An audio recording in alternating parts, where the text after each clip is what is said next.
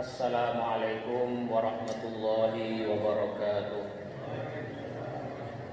Alhamdulillahil ahadis samad alladzi lam yalid wa lam yulad wa lam yakul lahu kufuwan ahad. Allahumma shalli wa sallim wa barik ala nabiyyina wa maulana Muhammad wa ala alihi wa ashabihi wa man tabi'ahu bi ihsanin ila yaumil ma'ad. Amma ba'da. Ma'asyiral muslimin yang dirahmati Allah Subhanahu wa taala, puji syukur kehadiratnya pada malam hari ini kita masih diberikan kesempatan, kekuatan untuk bisa sama-sama melanjutkan ngaji Al-Qur'an kita. Sekali lagi, metode cara kita belajar Al-Qur'an ini ya, itu dengan cara CBSA ya, cara belajar semuanya aktif. Makanya kita berharap masing-masing memegang mushaf, yang memegang Al-Quran, mushaf Al-Quran beserta terjemahnya, atau yang punya aplikasi di gadget silakan juga dibuka. Kita baca sama-sama ayat-ayat Al-Quran itu, kemudian kita pahami apa isi ayat itu. Jadi kita paham maksud ayat itu apa. Baru setelah itu kita mengambil pelajaran-pelajaran yang bisa kita dapatkan dari ayat tersebut. Dan ini bisa dilakukan oleh kita semuanya. Kalau kita sering berlatih, kita sering terbiasa untuk melakukan hal seperti itu, mudah-mudahan kita diberikan rasa ringan ya, untuk bisa mengambil intisari, mengambil pelajaran dari apa yang dikandung dalam ayat tersebut. Pada pertemuan yang sebelumnya kita sudah masuk ke ayat 60, yaitu kisahnya Nabi Musa dengan Al-Khadir atau Al-Khidr. Al-Khadir atau Al-Khidr, atau orang Indonesia menyebutnya Khidir. Sudah kita jelaskan pula bahwa Khidir itu ada yang menyebutnya sebagai nabi dan itu lebih kuat. Ada yang menyebutnya beliau hanya sebatas seorang wali min auliyaillah. Nah, masyarul muslimin yang dirahmati Allah Subhanahu wa taala, sebelum kita lanjut, kita mungkin sekilas juga kembali memberikan sedikit penjelasan ya di seputar kisah ini. Kisah ini adalah kisah yang ketiga atau yang kedua dari kisah-kisah yang ada dalam surat Al-Kahf. Kalau masal dua orang sahabat yang satu pemilik dua kebun itu bisa kita sebut sebagai kisah, maka ini adalah kisah yang ketiga. Tapi kalau yang tadi itu hanya disebut sebagai masal atau perumpamaan, maka ini adalah kisah yang kedua. Yang mana kisah pertama Ashabul Kahfi itu sekali lagi kita singgung ya, itu adalah pola hubungan antara al-haq dan al-batil. Ketika al-haq itu dalam posisi yang lebih rendah, lebih lemah dari ashabul batil, dari orang-orang atau pihak-pihak yang pelaku kebatilan, itu bagaimana cara mengharmoniskan posisinya. Nah, kalau yang kisah ini itu adalah orang baik ketemu orang baik, sahibul haqqi ketemu sahibul haq, orang benar ketemu orang benar. Yang satu nabi, Nabi Musa, ketemu Khidir. Nah, sekali lagi ada yang menyebutnya sebagai nabi, ada yang menyebutkan hanya sebagai wali. Apa yang mereka lakukan? Ini kita lihat. Ternyata ada dialog antara keduanya. Ada proses dialektika antara Nabi Musa dan Khidir. Ini menunjukkan bahwa kalau orang baik ketemu sama orang baik, satu ormas mengajak kebaikan, ormas yang lain juga sama-sama mengajak kebaikan, tapi beda pandangan, itu ketemunya harus al-hiwar, harus dialog, harus dialektik, saling bertukar pandangan untuk mencapai pandangan siapa yang paling membuat mantap hati, pandangan siapa yang memang dianggap paling dekat dengan kebenaran. Jadi kalau orang baik ketemu orang baik, sahibul haq ketemu dengan sahibul haq, itu hubungannya adalah relasinya relasi dialog, relasi dialektika, berhiwar, melakukan dialektika, pembicaraan, pembahasan, nanti sampai ketemu ya. Masing-masing punya argumentasi apa, yang ini punya argumentasi apa. Ini salah satu nilai yang dapat kita ambil dari kisah ini. Dan yang menarik juga masyhurul muslim rahimakumullah, ini belum sempat saya singgung juga. Kisah Nabi Musa itu adalah salah satu kisah yang paling dominan dalam Al-Qur'an. Makanya Al-Imam As-Suyuti dalam Al-Itqan fi Ulumil Qur'an, beliau mengatakan kadal Qur'anu ayyakuna kulluhu li Musa. Quran ini seakan-akan ibarat kata hampir-hampir itu menjadi miliknya Nabi Musa. Mengapa? Karena kisah Nabi Musa yang terulang berkali-kali dalam Al-Quran. Maka Nabi Musa itu namanya disebut dalam Al-Quran lebih dari 130 kali. Ada 20 surat yang di dalamnya menyebut nama Nabi Musa. Jadi sedemikian luar biasanya Nabi Musa. Dan beliau adalah seorang ulul azm minar rusul, yang punya azimah yang kuat. Cobaannya banyak sekali. Bahkan Rasulullah dalam sebuah hadis riwayat Bukhari dan Muslim, beliau kalau tertimpa satu madharat, tertimpa satu musibah, tertimpa satu ujian yang sangat berat, beliau suka berkata rahimallahu Musa. Semoga Allah merahmati Musa. Musa itu mendapatkan ujian yang lebih berat dari ini, fasobar. Nabi Musa itu dapat cobaan yang jauh lebih berat seperti yang apa aku alami ini, tapi dia bersabar. Itu ada dalam Sahih Bukhari dan Muslim. Jadi betapa Rasulullah juga mengakui kualitas Nabi Musa. Tetapi ya, meskipun demikian, kemarin sudah kita singgung bagaimana ayat ini diperkuat dengan kisah yang juga disebutkan dalam Sahih Bukhari dan Muslim. Nabi Musa habis pidatonya mantap sekali ya. Sangat impresif sekali, mengesankan sekali. Kemudian seorang bertanya, ya Musa, apakah engkau tahu ada orang yang lebih pintar dari kamu? Nabi Musa bilang tidak ada. Sebegitunya kemudian Allah menegur beliau, ada orang yang lebih tahu dari kamu. Ada orang yang tahu apa yang tidak kamu ketahui. Kita juga sudah bahas bagaimana yang dilakukan Nabi Musa itu bukanlah sebuah bentuk kesombongan.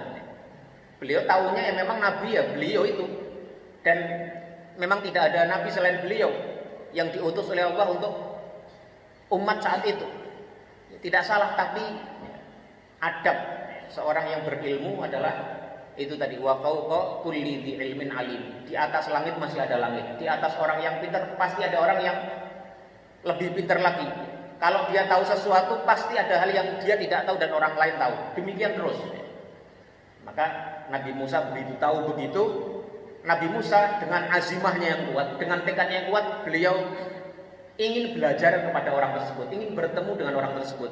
Sudah kita bahas di ayat 60, kalaupun harus berjalan bertahun-tahun, berjalan ya, sepanjang masa pun, kalau aku belum ketemu tempat di mana aku bisa bertemu orang itu, aku tidak akan berhenti. Ini azimah yang kuat dalam thalabul ilm. Ini.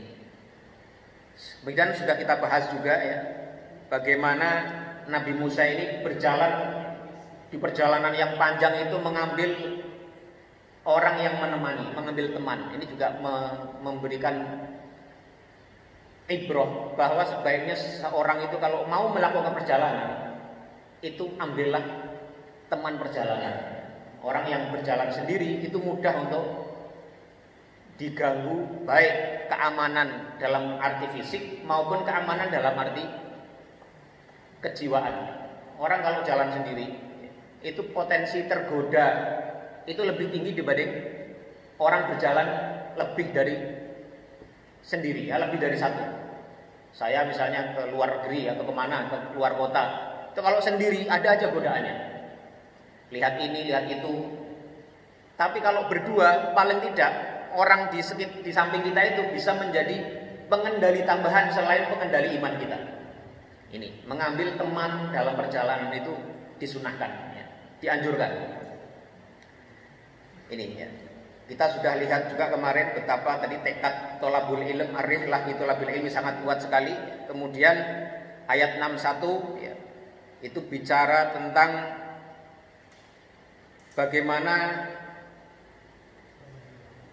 teman perjalanan Nabi Musa, yaitu asisten beliau, pembantu beliau, yaitu Yusha bin Nun, itu lupa untuk memberitahukan tentang ikan yang dibawanya itu. Jadi kalau kita membaca kisah Khidir dan Musa ini, ya, mungkin kita bertanya-tanya, kok ikannya itu kan menurut riwayat yang lebih kuat ikannya memang tidak disebutkan ikan mati atau ikan hidup, tapi yang lebih kuat adalah ikan yang mati. Ikan mati ini sudah disebutkan di awal ya, di hadis Bukhari Muslim itu, bahwa nanti Musa, ya, tempat di mana kamu bisa ketemu Khidir itu adalah tempat di mana kamu akan kehilangan ikan ini. Ya. Jadi betul, ternyata ayat 61 itu kemudian ketika mereka berdua nyampe ya, di pertemuan dua laut, nasiyah hutahuma, mereka kehilangan ikan mereka. Fattakhadha sabilahu fil bahri saroba. Ikan itu mengambil jalannya ke laut ya, dengan melompat.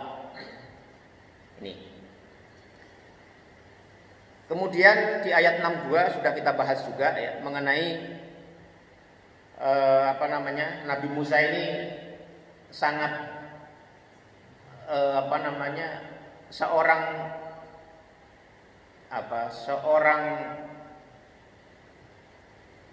orang tua yang sayang dengan anak muda, seorang guru yang sayang sama muridnya, seorang pemimpin yang perhatian sama bawahannya. Makanya ketika mau makan itu bilangnya atina goda'ana, sini kita makan yuk bareng.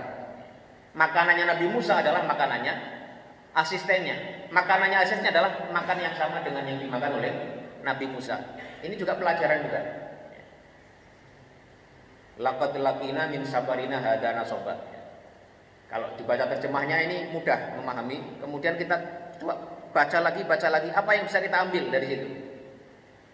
Ini ya. Salah satunya misalnya kemarin sudah kita bahas ya, Nabi itu ya manusia. Nabi itu adalah manusia biasa. Ada capeknya, ada sedihnya, ada menangisnya, ada gembira, ada tertawa.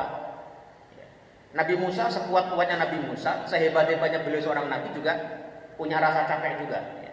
Dan tidak masalah orang menyatakan bahwa dia capek, sedang mengatakan dia sedang letih, dia sedang sedih, itu gak masalah.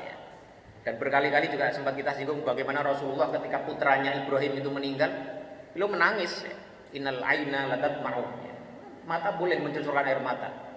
Wa innal qalba la yahzan, dan hati bisa sedih. Tapi wala naqulu illa ma yurdi rabbana atau illa ma yarda rabbuna. Tapi kita tidak mengatakan kecuali apa yang diridhai oleh Allah Subhanahu wa taala. Sedih enggak apa-apa, mengaku letih enggak apa-apa, mengaku capek enggak apa-apa, mengaduh karena sakit juga enggak apa-apa, tapi yang penting hatinya dan ucapannya jangan sampai mengindikasikan bahwa kita tidak terima dengan takdir Allah Subhanahu wa taala. Ini manusiawi. Nah, ayat yang berikutnya qala ara'aita id awaina ila sahra. Pembantunya ini, asistennya itu, ya, Yusha bin Nun, ya, itu mengatakan kepada Nabi Musa, ara'aita id awaina ila sahrati. Tahukah engkau wahai Nabi Musa, id awaina ila sahrati, ketika kita berlindung ke bongkahan batu besar Sokhroh ya. Fa inni nasitul huta, maka aku lupa tentang ikan itu. Ini para ahli tafsir berbeda pendapat. Ada yang mengatakan maksudnya adalah lupa menjaga ikan itu sehingga ikan itu bisa lompat masuk ke mana namanya, ke laut ya. Atau memang diawasi, lihat tapi lupa menceritakannya kepada Nabi Musa. Tapi intinya adalah dia lupa akan ikan itu sehingga ketika ikan itu hilang, ikan itu lenyap, ikan itu pergi dari tempat di mana dia disimpan, itu dia tidak sempat bercerita kepada Nabi Musa. Padahal itu adalah tempat di mana dijanjikan disitulah nanti akan bertemu dengan orang yang mengetahui sesuatu yang tidak diketahui Nabi Musa tadi. Ya. Ini. Fa inni nasitul huta, aku lupa untuk menceritakan tentang ikan itu. Wa ma ansanihu illa syaitan, dan tidaklah ada yang membuat lupa itu kecuali setan. Jadi ayat ini menunjukkan bahwasanya setan ini adalah salah satu faktor yang membuat orang itu lupa. Baik lupa dalam arti lupa untuk tidak mengingat Allah Subhanahu wa taala, atau lupa dalam arti lupa yang sering kita pahami dalam bahasa kita. Jadi kalau kita misalnya mengingat sesuatu kemudian lupa, kita kan dianjurkan untuk berzikir ya, menyebut nama Allah, karena memang setan itu menjadi salah satu faktor penting dalam kasus lupanya kita akan satu hal. Wa ma ansanihu illa syaitanu an adzkura, dan tidaklah ada yang membuat aku lupa kecuali setan, an adzkura, yaitu lupa agar atau untuk aku mengingatnya, mengingat tentang masalah ikan itu yang kabur dari tempatnya. Wattakhadha sabilahu fil bahri ajaba, dan ikan itu mengambil jalannya di lautan dengan cara yang ajaib sekali, dengan cara yang aneh sekali. Ini kalau menurut beberapa riwayat itu, ikan itu lompat ke laut, kemudian jalur yang dilalui ikan itu kayak ada lorong, jadi kayak air itu berhenti, jadi tidak kelihatan berombang-ambing dengan lautan itu, jadi kelihatan betul arahnya kemana. Jadi maka dengan cara yang ajaib sekali, jadi ikan itu kan mati ya, menurut riwayat yang lebih kuat ya, meskipun tidak dijelaskan sebenarnya di sini ikannya mati atau tidak. Dia mengambil jalan dengan cara yang ajaib ya, kabur dari tempat di mana dia disimpan itu. Nah, Nabi Musa tidak marah ya. Nabi Musa tidak marah dengan kejadian itu, tapi beliau mengatakan qala dzalika ma kunna nabghi. Ya. Dzalika itulah tempat ya, ma kunna nabghi, yaitu tempat yang kita cari-cari, yang kita inginkan. Karena memang Allah mewahyukan kepada Nabi Musa, sebagaimana kita singgung tadi, tempat bertemunya kamu dengan Khidir di Majma'al Bahrain, di pertemuan dua lautan itu adalah ketika di mana kamu kehilangan ikan kamu. Ya. Maka itulah tempat yang kita tuju. Fartadda ala atharihima qasaso. Maka keduanya kembali kepada jalan mereka, ya, jejak-jejak perjalanan mereka semula, ya, mengikuti jejak semula.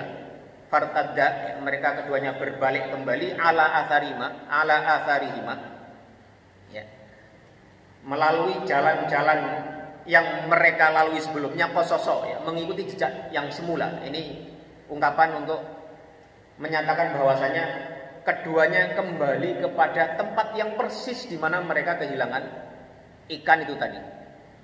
Ini. Fawajada abdan min ibadina. Maka keduanya itu menjumpai seorang hamba. Ya, ini. Seorang hamba ini adalah tadi Khidir tadi. Mengapa Khidir itu disebut dengan Khidir atau Al-Khadir yang benar, atau Al-Khidr? Itu artinya adalah hijau. Jadi Nabi Khidir ini memiliki, ini dalam hadis juga ada ya. Khidir itu kalau dia itu misalnya duduk di atas rumput yang kering, itu rumputnya menjadi hijau.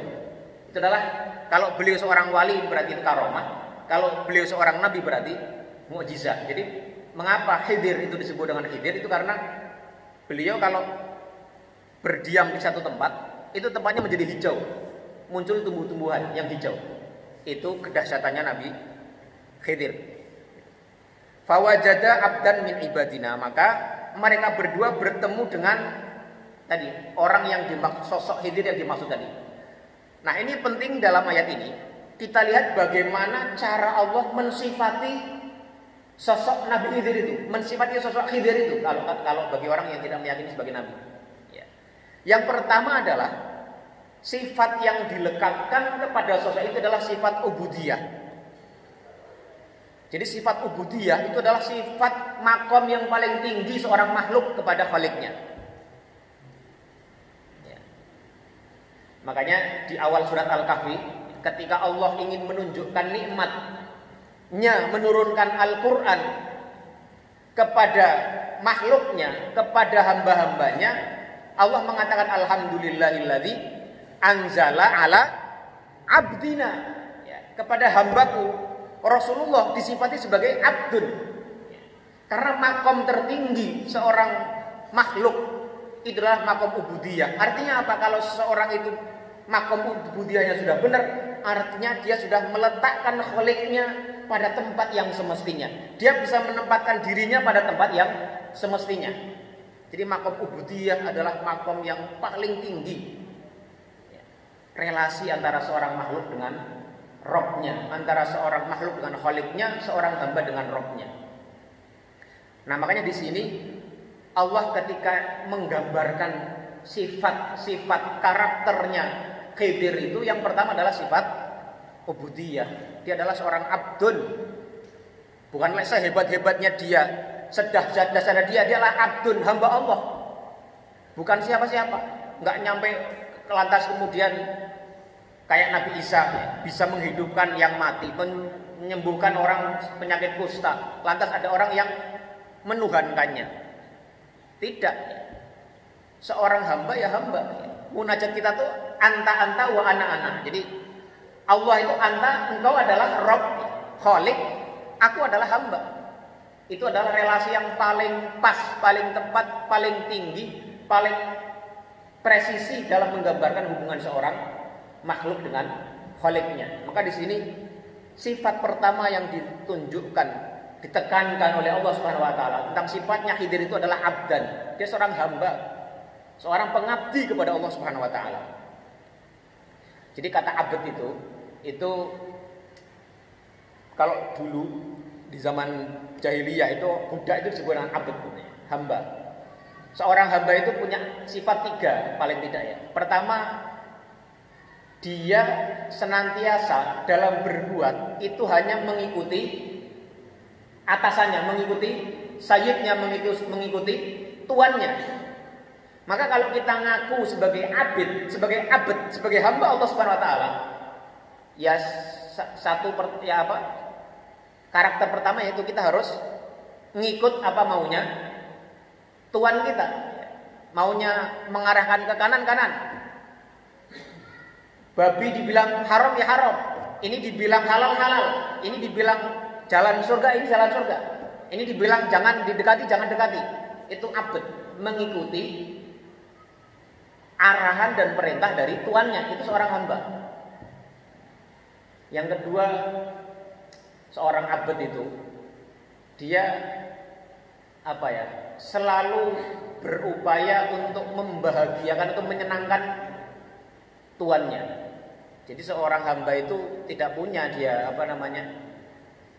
impian-impian kecuali untuk mengabdi, membahagiakan, memenuhi keinginan daripada tuannya tadi. Jadi nggak ada tujuan-tujuan lain kecuali membuat apa yang membuat tuannya senang, itulah yang dilakukan. Seorang hamba begitu ya. Ini fawajada abdan min ibadina atainahu rahmah ya. Yang telah kami berikan kepadanya rahmah, yaitu rahmat. Ini kata rahmah ini para ahli tafsir sebagian ada yang memahaminya kata rahmah itu an-nubuwah. Rahmah ay nubuwah. Karena ada beberapa ayat yang menyebutkan rahmah itu adalah nubuwah. Seperti yang di ayat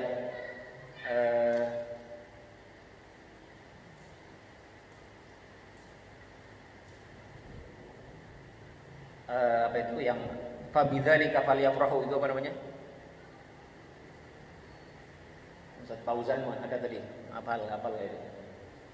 Qul bi fadlillahi wa bi rahmatihi. Ya, qul bi fadlillahi wa bi rahmatihi fabidzalika falyafrahu. Ya. Karunia Allah dan rahmat di situ adalah wahyu Al-Qur'an. Ya. Wahyu turun kepada seorang nabi. Nah, meskipun kata rahmah di sini bisa dimaknai dengan nubuwah, dan karena itu pula sebagai ulama berargumen bahwa Khidir itu adalah seorang nabi karena atainahu rahmah. Kami telah berikan kepadanya yaitu nubuwah. Tapi rahmat di sini kita bisa ambil makna generiknya, makna aslinya yaitu apa? Rahmah, memiliki sifat kasih sayang. Min indina, dari sisi kami, diberikan dari sisi kami. Wa 'allamnahu min ladunna ilma, dan kami telah ajarkan kepadanya min ladunna, dari sisi kami, ilma, yaitu ilmu. Jadi Khidir yang akan menjadi gurunya Nabi Musa itu disifati dengan 3 hal. Yang pertama adalah sifat ubudiyah, yang kedua sifat rahmah, yang ketiga sifat ilm. Jadi seorang guru yang ideal, seorang mentor yang ideal, seorang mursyid yang ideal, seorang panutan yang ideal itu harus memenuhi 3 syarat ini. Yang pertama, dia orangnya harus abid, orang yang penghambaannya kepada Allah itu paten. Yang pertama. Yang kedua rahmah, punya sifat kasih sayang. Guru kalau dia soleh, minta ampun tapi galak banget, itu repot. Atau tidak memiliki sifat kasih sayang kepada murid-muridnya, itu berat diikuti. Makanya sifat yang kedua adalah rahmah.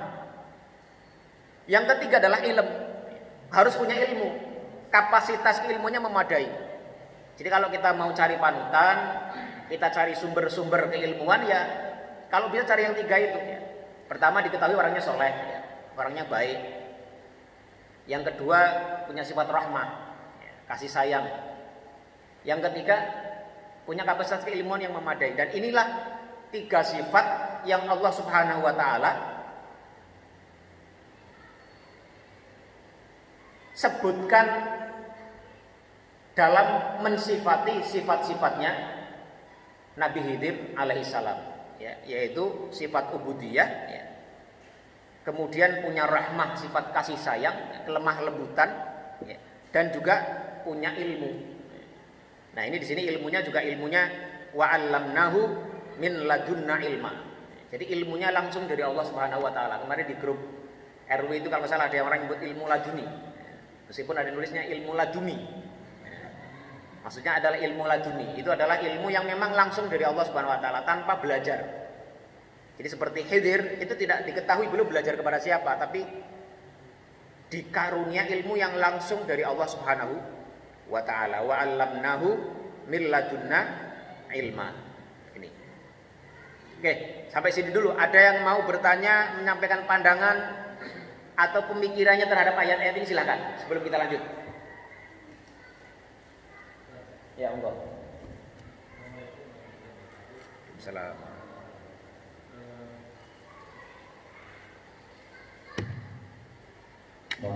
Tadi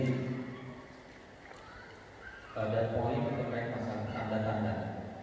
Tanda-tandanya bahwa Nabi Musa akan ketemu seorang guru setelah ada ikan melompat. Itulah tanda-tanda di daerah situ akan ketemu guru. Dan ini tentunya tanda ini diinformasikan oleh Allah SWT. Terus kemudian juga dalam kisah lain, misalnya kasus Nabi Musa, bahwa tanda-tanda akan banjir di sini adalah jika dari tubuh itu telah memuncak air. Jadi intinya ini ada tanda-tanda. Nah, bagi kita ini sangat sulit melihat tanda-tanda tentang akan sesuatu yang akan terjadi, baik itu tentang kejadian maupun tanda-tanda tentang sesuatu. Kira-kira apa mungkin yang bisa berkendali, yang kita bisa membaca bagi tanda-tanda tentang sesuatu yang mungkin akan kita dapatkan atau sesuatu tentang akan terjadi. Mungkin orang sering bilang kecak-kecak itu nanti tandanya akan terjadi sesuatu. Terus kemudian ada burung kedasi, ada burung kencang, ada tamu kan gitu. Terus kemudian ada kedasi atau ada burung gagak dan mungkin ada cerita lain tentang kematian. Nah, ini tentunya kita semua sama tentang ini. Tapi ternyata kisah-kisah Nabi dulu juga ada tanda-tanda nih. Bedanya adalah dulu informasikan bahwa akan ada terjadi seperti ini. Jadi Nabi ini diberitahu lebih dulu. Mungkin buat gambar kita, kira-kira tanda-tanda itu yang buat kita apa yang kira-kira terjadi kita. Terima kasih. Assalamualaikum warahmatullahi wabarakatuh. Ada di antara tanda-tanda itu adalah tanda-tanda yang memang bisa diketahui oleh umumnya manusia. Misalnya kalau mendung itu tandanya mau hujan, gitu. Itu kan tanda-tanda. Dan itu Allah titipkan dalam sunnatullah, ya. Sunnah alam ini Allah menciptakan sesuatu dengan tanda-tandanya. Tanda-tanda buah-buahan mau berbuah lebat, ada bunganya yang lebat. Kan tanda-tanda, meskipun tidak mesti tanda-tanda itu akan datang apa yang ditandai itu, karena tanda itu bukan syarat, ya. Dia bukan sesuatu yang pasti akan mendatangkan itu. Tanda-tandanya seorang anak mau lulus, dia bisa memahami pelajaran dengan baik. Kalau ada anak pelajaran nggak ngerti, ya, gimana mau lulus? Tanda-tanda dia tidak akan lulus, misalnya gitu kan. Tanda-tanda akan terjadi kemacetan, misalnya.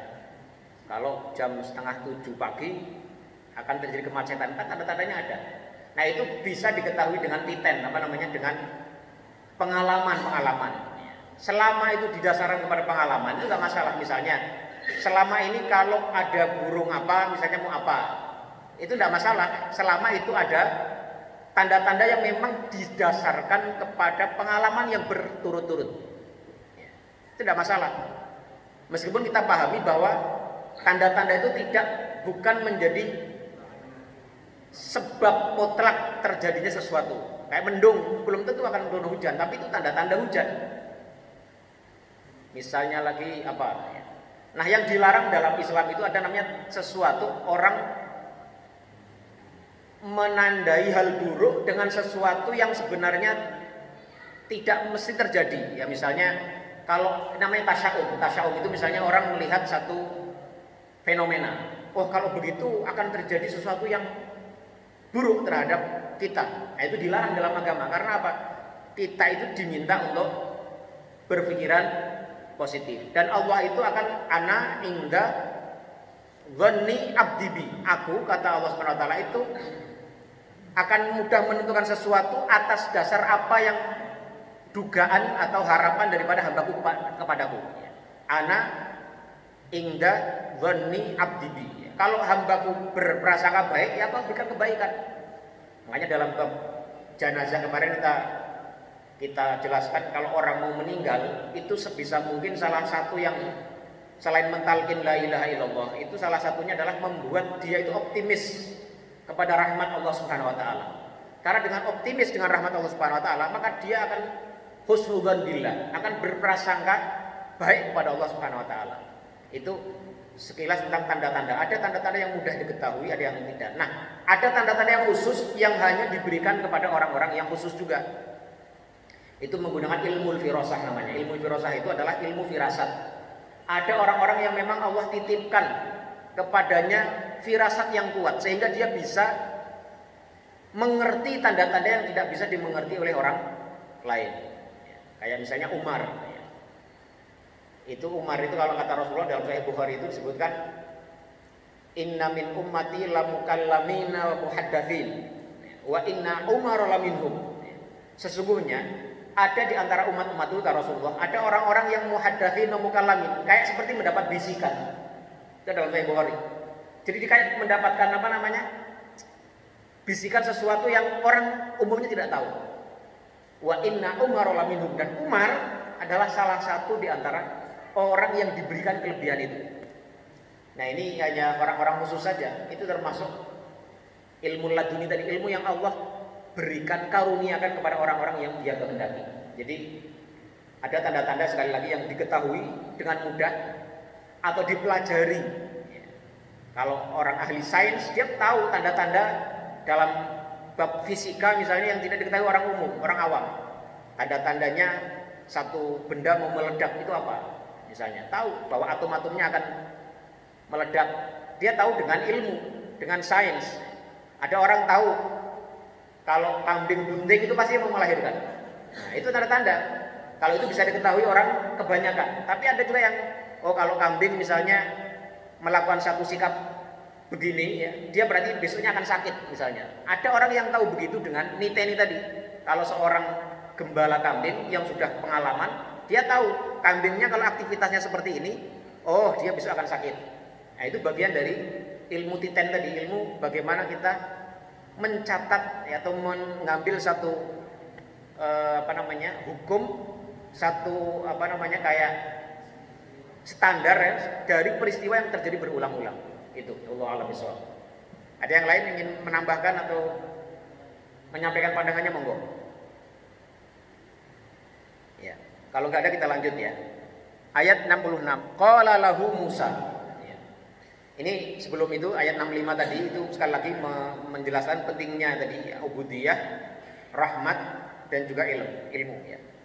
Qala lahu Musa hal attabi'uka ala an tu'allimani mimma 'ullimta rusyda.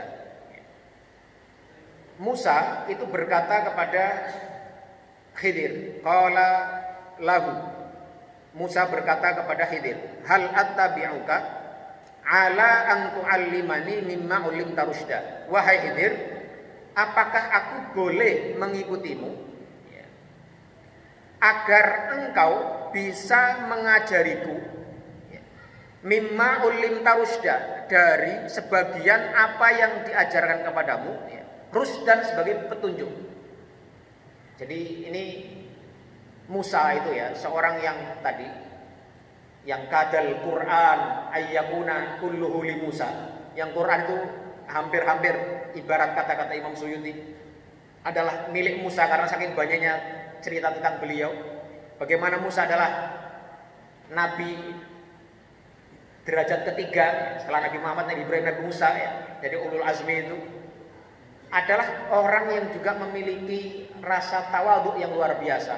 Ketika beliau tahu ada orang yang berilmu yang dia harus belajar kepadanya, maka dengan lembut Musa mengatakan, wahai Khidir, hal attabi'uka, bolehkah? Jadi dengan bahasa yang santun sekali, bolehkah aku mengikutimu agar engkau bisa mengajarkan kepadaku? Jadi bahasanya santun sekali. Ini bahasa adab seorang murid kepada gurunya. Qala lahu Musa, hal attabi'uka ala an tu'allimani mimma ulimta rusda. Ini kalau kita baca riwayat itu, Khidir ya, ketika Nabi Musa itu mengatakan mau belajar kepada Khidir, Khidir juga dengan tawadhu'nya mengatakan ya, wahai Musa, kamu itu tahu, kamu itu punya ilmu, tahu hal-hal yang aku tidak memiliki ilmu terhadapnya. Aku nggak tahu tentang itu. Aku pada saat yang sama punya ilmu, tahu tentang sesuatu yang kamu tidak tahu. Jadi wa fawqa kulli dzi ilmin alim tadi. Nggak ada orang yang pintar melebihi dalam segala hal, nggak mungkin. Ada hal-hal yang dia tidak ketahui, ada hal-hal yang orang lain ketahui dia tidak ketahui, dan sebaliknya. Ini ya. Jadi Nabi Musa kemudian meminta izin kepada Khidir untuk mengajarkan mimma ulimta rusda. Ya, kata min itu kalau dalam bahasa Arab itu artinya litab'id, bisa litab'id. Jadi Nabi Musa itu minta Khidir mengajarkan sebagian dari ilmu yang dia miliki. Dan ilmu yang dia miliki itu adalah yang tujuannya adalah sebagai rusdun, sebagai petunjuk. Jadi tujuan mencari ilmu adalah tujuan untuk mendapatkan petunjuk, bukan untuk mengoleksi ilmu. Jadi tujuan belajar, tujuan ngaji, tujuan cari ilmu adalah mencari rusd, mencari petunjuk. Ar-rusdu itu kalau diterjemahkan itu boleh dibilang terbimbing, orang yang rusd itu bimbingan. Jadi rasyid itu adalah orang yang terbimbing, orang yang mendapatkan rusd, mendapatkan petunjuk. Artinya terbimbing untuk melakukan yang benar agar terhindar dari yang salah. Nah, Nabi Musa itu ketika minta izin kepada Khidir untuk belajar kepadanya, beliau mengatakan, ajari aku ilmu, yang ilmu itu adalah sebagai rusd, sebagai petunjuk, bukan untuk mengoleksi ilmu saja agar bisa tahu saja, tapi menjadi petunjuk untuk menjadi orang yang lebih dekat kepada Allah atau menjadi orang yang lebih baik. Pada saat yang sama juga kata mimma ulimta rusda, ini juga ada sebagian ulama yang mengambil pelajaran bahwasanya mengambil ilmu dari seseorang itu tidak harus mengambil semuanya. Ada orang ahlinya apa gitu ya, kita ambil sebagiannya saja udah nggak apa-apa. Nggak harus semuanya. Mimma ulimta rusda, bukan ala antu alimani ma ulimta rusda, apa-apa yang kamu diajarkan kepadamu, bukan, tapi mimma, sebagian dari apa yang diajarkan kepadamu, rusdan sebagai atau untuk menjadi petunjuk. Ini. Qala innaka lan tastati'a ma'iya sabra. Wahai Musa, ini kata jawabnya Khidir, innaka lan tastati'a. Sesungguhnya kamu itu tidak akan sanggup ma'iya sabra. Tidak sanggup bersamaku sabra untuk bersabar. Lan tastati'a, kamu tidak akan sanggup menanggung rasa sabar bersamaku. Jadi belajar itu selalu ada aspek beban, ada sesuatu yang berat. Maka ada ungkapan dalam bahasa Arab itu man ta'allama ta'allama. Ya, yang satu pakai ain, yang satu pakai hamzah. Man ta'allama pakai ain, ta'allama pakai hamzah. Barang siapa yang belajar, dia akan merasa sakit. Man ta'allama ta'allama. Karena apa? Karena belajar itu pasti berat, pasti butuh kesabaran, pasti butuh keteguhan hati, pasti butuh kemantapan hati. Jadi orang mau belajar itu harus siap bersabar. Makanya kan kalau di pesantren-pesantren itu diajari itu ala la tanalul ilma illa bisittatin sa'umbika an tafsiliha bibayani. Aku akan sebutkan kepada kalian 6 syarat orang mencari ilmu. Yang akan aku beberkan ke-6-6-nya itu kepada kamu ya. Zakain wa hirsin wastibarin wa bulghatin wa irsyadil ustadi wa tuli zamani. Yaitu yang pertama zakain. Orang harus punya modal kecerdasan. Jadi kalau belajar nggak punya modal kecerdasan, ya nggak bisa. Modal kecerdasan itu disesuaikan dengan apa yang dia pelajari. Orang bakatnya IPA ya, IPA gampang buat dia. Orang bakatnya IPS buat dia gampang. Orang bakatnya teknik buat dia gampang. Ada tingkat kecerdasan yang memang diperlukan. Orang punya bakat main bola, diajari cara nendang yang baik 2-3 kali jadi dia. Bakatnya badminton, diajari main bola susah. Jadi ada zakat, ada kecerdasan yang sesuai dengan apa yang dia mau pelajari. Wahirsin, harus ada semangat, harus ada rasa ingin yang kuat. Wastibarin, harus ada kesabaran. Nah ini salah satu yang diindikasikan dari ayat 67 ini adalah perlunya atau dibutuhkannya rasa sabar dalam belajar. Wastibarin wa bulwatin, harus ada bekal. Ya, bekal tenaga, bekal materi mungkin kadang-kadang. Wa irsyadil ustadi, dan harus ada bimbingan guru. Ya, orang belajar tanpa bimbingan guru susah. Bisa mudah tersesat, bisa mudah tidak mendapatkan apa yang diinginkannya. Wa tuli zamani, dan juga masa yang panjang, karena belajar tidak ada yang cepat ya. Makanya dalam Islam itu konsepnya adalah long life education ya. Belajar sepanjang hayat, minal mahdi ilal lahdi ya. Dari mahdi, dari buayan ibunda yang menggendongnya, sampai lahdi, sampai liang lahat, di mana dia nanti akan dikuburkan setelah kematiannya. Dan belum Pak? Bentar lagi ya. Ini jadi ayat yang ke 67. Qala innaka lam tastati'a ma'iya sabra. Wa kaifa tasbiru ala ma lam tuhit bihi khubra. Dan bagaimanapun atau bagaimanakah engkau akan bersabar atas sesuatu yang tidak kamu ketahui. Jadi salah satu yang dianjurkan oleh ayat ini adalah kita perlu tahu kalau kita mau belajar sesuatu. Kalau kita mau menginginkan untuk mengerti sesuatu, kita paham dulu ilmu itu masalah apa sih yang mau kita pahami. Jadi kalau kita ngerti yang mau kita tuju, itu memudahkan kita untuk memahaminya, memudahkan kita untuk mencapai tujuan itu. Makanya di sini wa kaifa tasbiru ala ma lam tuhit bihi khubra. Bagaimana kamu bisa sabar kalau kamu belum tahu apa yang akan kamu inginkan belajar dari nanti. Jadi orang perlu tahu apa-apa yang mau dia pelajari. Jadi tahu dulu ini apa sih tujuannya, mau masuk fakultas, milih jurusan, tahu oh jurusan itu ujungnya ke sana. Jadi jangan sampai salah pilih jurusan. Mau belajar fikih, oh fikih apa? Mau saya adalah fikih yang bisa memahami perbedaan pendapat di antara para ilmu, para fuqaha, para ahli fikih misalnya. Kita cari referensi atau guru yang bisa menjelaskan tentang itu. Jadi kita mengetahui apa yang mau kita tuju itu adalah setengah daripada upaya kita untuk mendapatkan itu. Jadi kalau kita tahu apa yang kita tuju, itu membuat kita lebih mudah mencapai apa yang kita tuju tersebut. Silakan kalau ada yang ingin menyampaikan sebelum kita tutup.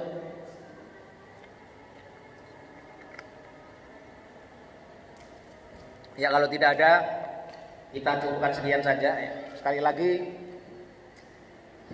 dasar kita memahami Al-Quran ya, bukan membaca tafsir yang panjang lebar, tapi yang paling penting itu adalah kita paham ayat ini berbicara apa ya, itu yang paling penting dulu. Kemudian apa nilai-nilai, apa pelajaran-pelajaran yang bisa kita dapatkan dari ayat itu. Baca tafsir yang lebar itu udah bagiannya para ahli ilmu ya, untuk memahami lebih lanjut. Tapi bagi kita orang-orang awam, waktu terbatas ya, belajar juga ya hari ini malam Senin saja belajar tafsirnya. Itu ya. Yang penting satu ayat ini maksudnya apa? Ya. Dipahami dengan baik baru kita ambil apa yang bisa kita ambil. Misalnya kayak Allahus Samad, Allah adalah tempat bergantung. Oh kita paham, Allah adalah tempat bergantung. Artinya Allah adalah zat satu-satunya yang berhak kita bergantung kepadanya. Artinya lagi yang kita ambil adalah oh kalau begitu kita tidak bagus, kita tidak baik, kita tidak boleh menggantungkan sesuatu kepada selain Allah Subhanahu wa taala. Kalau ada godaan-godaan, kalau ada rayuan-rayuan untuk menyandarkan nasib kita, menyandarkan karir kita kepada sesuatu yang melanggar hukum Allah, ya jangan kita ambil karena Allahus Samad, hanya kepadanya kita. Itu cara kita memahami Al-Quran yang paling ideal untuk orang-orang awam seperti kita adalah seperti itu. Jadi cukup pahami ayatnya, pahami dengan baik, baca terjemahnya. Kalau enggak ada tafsir tadi yang pernah kita tunjukkan yang punya kemenang itu sudah memadai untuk kita orang awam ya. Kita habis itu kita coba tekuni, pahami, ambil intisarinya, ambil pemahamannya, ambil pelajarannya, udah kita berusaha untuk menjalankannya dengan sebaik-baiknya. Barangkali ini yang bisa kita sampaikan, mudah-mudahan ada manfaatnya. Wassallallahu ala nabiyyina Muhammadin wa ala alihi wa sahbihi wa sallama tasliman katsira. Subhanakallahumma wa bihamdika asyhadu an la ilaha illa anta astaghfiruka wa atubu ilaik. Wassalamualaikum warahmatullahi wabarakatuh.